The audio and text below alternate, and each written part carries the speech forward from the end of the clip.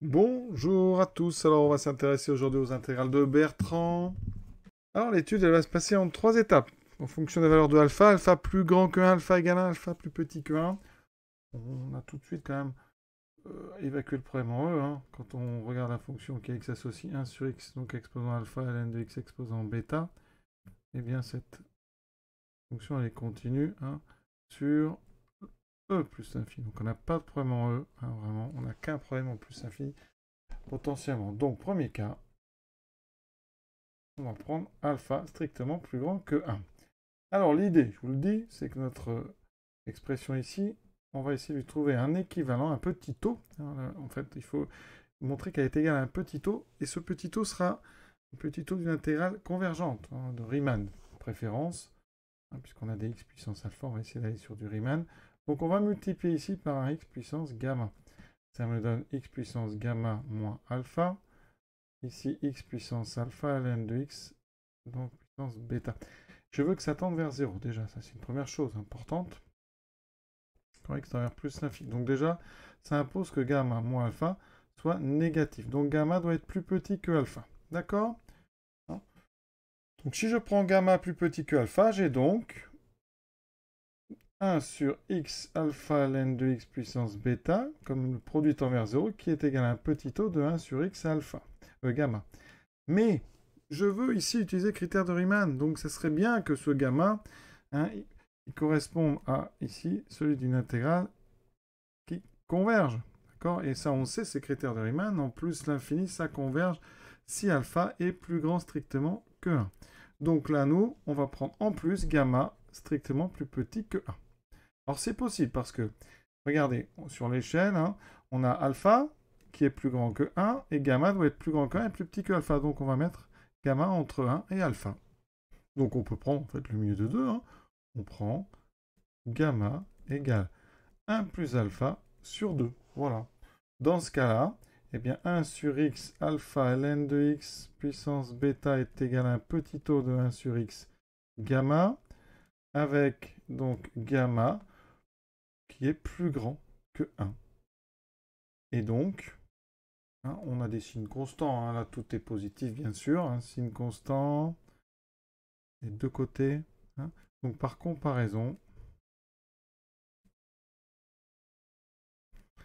comme l'intégrale de 1 sur x gamma dx, elle converge, hein, parce que c'est du Riemann, hein, Riemann convergente, hein, gamma est supérieur strictement à 1, eh bien, l'intégrale de Bertrand dont on parle, elle converge. D'accord. Pas de problème en plus infini, on avait vu qu'il n'y avait pas d'autres problèmes. Donc ici, premier cas, si alpha est strictement plus grand que 1, donc l'intégrale, elle est convergente. Tout le temps, quel que soit bêta. Vous voyez, là, on a utilisé critère donc, de Riemann sur les intégrales convergentes. Le deuxième cas, alpha égale. Alors, il est un petit peu plus haut celui-là parce qu'il y a à l'intérieur des sous-cas. Pourquoi? Mais parce qu'on va pouvoir calculer l'intégrale dans ce cas-là à chaque fois. Et donc, on va séparer les cas. Alors, je vous le dis, pour le premier cas le plus trivial, hein, c'est quand bêta est égal à 1. Dans ce cas-là, hein, donc on va mettre premier sous-cas. Donc on est dans alpha égale 1, bêta égale 1. D'accord? Donc on a à calculer l'intégrale de e à plus l'infini de dx sur x ln de x. Et là c'est un grand classique. Alors le plus infini, on va mettre pour l'instant un grand x, et on le fera tendre vers plus l'infini. Voilà. Je vais mettre sous une forme un peu différente. 1 sur x sur ln de x. Vous devez reconnaître ici du u' sur u. Donc cette intégrale, on peut la calculer d'une primitive. C'est ln de x. Une valeur absolue, ici elle ne servira à rien. Je remplace par grand x, ln de grand x, moins ln de ln2, donc moins ln de 1, donc moins 0, donc ça fait ceci. Et on fait tendre grand x vers plus l'infini, et ça tend vers plus l'infini. Donc vous voyez, l'intégrale de e à plus l'infini de dx, donc sur x ln de x, elle diverge. Donc quand alpha égale 1, bêta égale 1, il y a divergence. Deuxième cas, alpha égale 1 et bêta différent de 1. Dans ce cas-là, on peut calculer. Hein, et on va le faire. Alors, ici, on met un grand x, on le fera tendre vers plus l'infini. J'obtiens ceci, x puissance donc 1, et ln de x puissance bêta. Alors, il faut connaître la dérivée de 1 sur u puissance bêta moins 1. Quand on dérive ça, donc c'est du, on aura du moins bêta moins 1 fois u' sur u bêta moins 1 plus 1, donc sur u bêta. C'est exactement ce qu'on a, parce que vous voyez ici, je vais même le faire apparaître si vous voulez. Je vais mettre un bêta moins 1. Le u', ça sera 1 sur x. Ici, le ln de x, c'est la puissance bêta. Donc on a exactement ceci. Alors je mets le moins. D'accord? Donc là, pour compenser, par contre, on doit rajouter un moins et le 1 sur bêta moins 1. Donc je vais mettre 1 sur 1 moins bêta, ça sera plus rapide. Voilà, et j'ai des x. Donc la primitive, c'est 1 sur ln de x puissance bêta moins 1. On obtiendra ceci, je remplace par x 1 sur 1 moins bêta pour 1 sur ln de x bêta moins 1. Moins, je remplace par e, ln2 vaut toujours 1. Il reste 1 sur 1 moins bêta. Et là, tout dépend de bêta moins 1. Si c'est positif, le ln de x va être dessous, donc ça va tendre vers 0. S'il est négatif, le n sera au-dessus, ça tendra vers plus infini. Hein, et bon, au signe près, parce qu'il y a un moins bêta devant. Mais vous voyez qu'ici, eh bien, on va avoir deux cas en fonction de bêta supérieur à 1 ou bêta plus petit que 1 strictement. Si bêta plus grand que 1, bêta moins 1 est positif, donc le ln i de x puissance bêta moins 1 va tendre vers, ici, vous voyez, plus l'infini, donc ça va tendre vers 0. Donc ici, l'intégrale va converger, elle converge, et vous pouvez me dire, elle vaut moins 1 sur 1 sur bêta, moins bêta, donc ça fait 1 sur bêta moins 1.